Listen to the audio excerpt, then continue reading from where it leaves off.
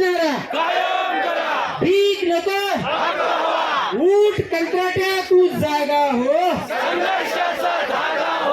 ऊठ कंत्राट्या तू जागा हो।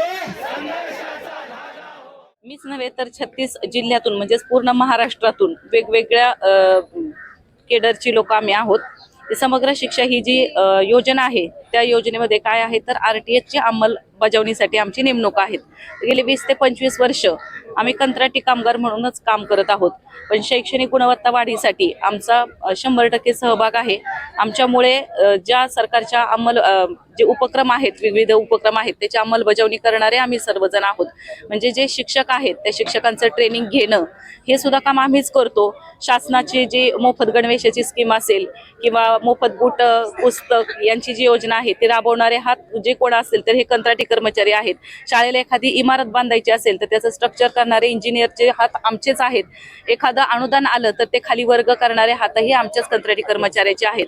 मग हे सगळं जर आम्ही करत असू आणि हे जर गेले 25 वर्षापासून आम्ही करत असू तर आमची एक संविधानिक मागणी आहे की ज्याप्रमाणे आमच्यातले 50% बांधव गेल्या वर्षी 8 ऑक्टोबर 2024 ला शासन सेवेमध्ये कायम केलेले आहेत, तर तीच मागणी आमची आहे की शासनाने आम्हाला देखील तोच न्याय द्यावा आणि शासन सेवेत कायम करावं।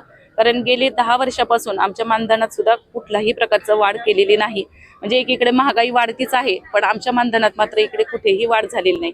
तर त्यामुळे शासनाकडे आमची एकच मागणी आहे, त्यासाठी आम्ही 4 मार्चला पण मागच्या वर्षी इथेच आंदोलन केलं होतं। तेव्हा आम्हाला सांगितलं होतं की शासनाने GR काढला, एक अभ्यास समिती गठीत केली आणि त्या अभ्यास समितीचा अहवाल ज्या वेळेला येईल तेव्हा तुमच्यावरती आम्ही निर्णय घेऊ असं सांगून आमचं आंदोलन त्यावेळेला स्थगित केलं होतं।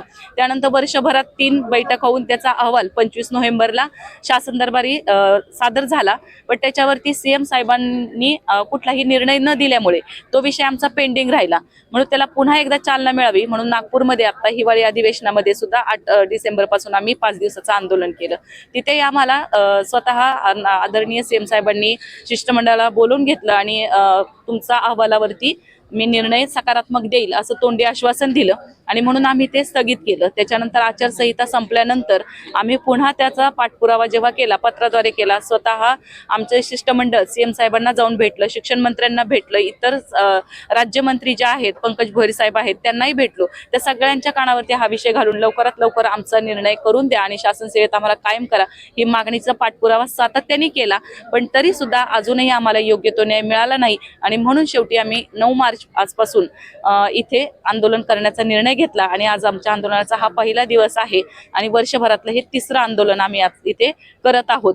आंदोलनाला वेगवेगळे पक्षाचे आमदार येतात आणि आम्हाला आश्वासनं देतात की तुमचा 100% विषय आम्ही विधिमंडळात किंवा CM साहेबांपर्यंत पोहोचवतो।